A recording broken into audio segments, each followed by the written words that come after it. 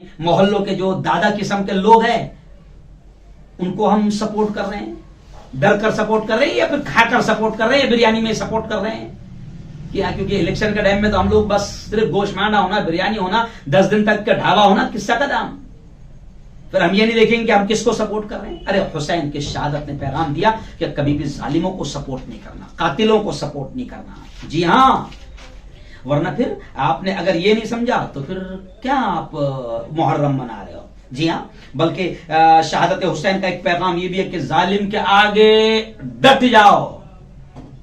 جی ہاں، پیارے آقا نے کیا کہا کہ ظلم اگر ظالم کو دیکھیں، پیارے آقا صلی اللہ علیہ وسلم نے فرمایا ہے، حسین کے نانا ہمارے سب کے نبی نے فرمایا کہ اگر ظالم کو دیکھیں اور اس کو ظلم سے نہ روکیں، اس کا ہاتھ نہ پکڑیں، اسے نہ روکیں، تو اللہ کا عذاب ان لوگوں پر بھی آئے گا جو نہیں روک رہے ہیں. یعنی صرف ظالم پر ہی نہیں بلکہ ظلم کا جو تماشا دیکھ رہے ہیں. آج کیا ہوا؟ 90% لوگ ظلم کا تماشا دیکھ رہے ہیں. آج کل تو موب لنچنگ بھی ہوتی ہے تو تماشا دیکھا جاتا ہے، آج کل تو مرڈر بھی ہوتا ہے تو تماشا دیکھا جاتا ہے، آج کل تو ظلم بھی ہوتا ہے تو تماشا دیکھا جاتا ہے. نبی کریم صلی اللہ علیہ وسلم نے فرمایا کہ جو تماشا دیکھیں ان پر بھی اللہ کا عذاب آئے گا، اور جو ظلم پر خاموش رہے، کیونکہ ظالم کی طاقت اسی لیے تو بڑھتی ہے کہ ہم خاموش رہتے ہیں، ہے نا؟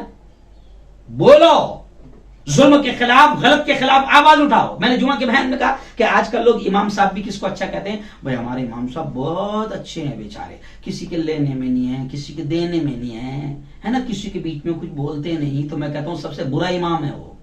اگر محلے میں 2 نمبریوں کا کاروبار چل رہا ہے تو امام کا کام ہے کہ اس کے خلاف بولیں.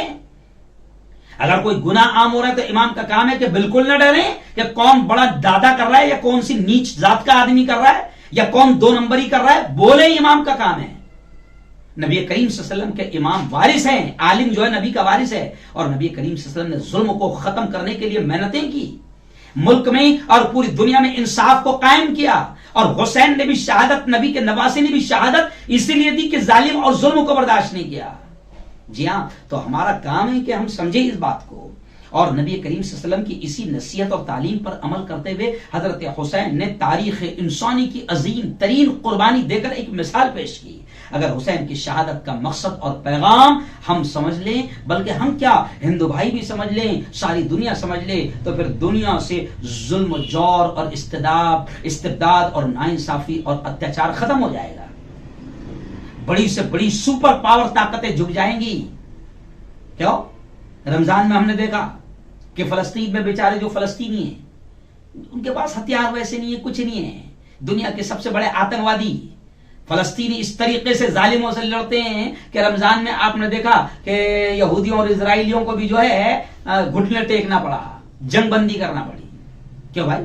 ابھی ہمارے پڑوس کے ملک میں دنیا نے دیکھا کہ جو دنیا کا سپر پاور کہلاتا تھا، بالکل سیدھے سادے لوگ جن کے پاس نہ ڈرون ہے، نہ ہتھیار ہے، نہ میزائل ہے، نہ بمباری ہے اور نہ فائٹر پلین ہے، لیکن ظالم کے سامنے کھڑے ہوئے، لڑے لڑے لڑے لڑے، اور آج دنیا نے دیکھ لیا کہ دنیا کے سپر پاور کو دم دبا کر بھاگنا پڑا.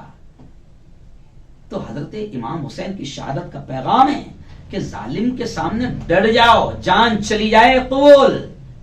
جی ہاں، اگر یہ ہم نے طے کر لیا نا تو یہ جتنے مسئلے آج آ رہے ہیں نا ظلم کے، ظالموں کے، یہ سب ختم ہو جائے گی. لیکن پرابلم یہ ہے کہ ہم لوگوں نے ظلم کو کمپرومائز ہم نے شروع کر دیا، ظالموں کا سمرتھن اور سپورٹ شروع کر دیا. ہر جگہ ہم لوگ ظالموں کا اور دادا لوگوں کا یا دادا گیری کرنے والوں کا ہم لوگ ساتھ دے رہے ہیں.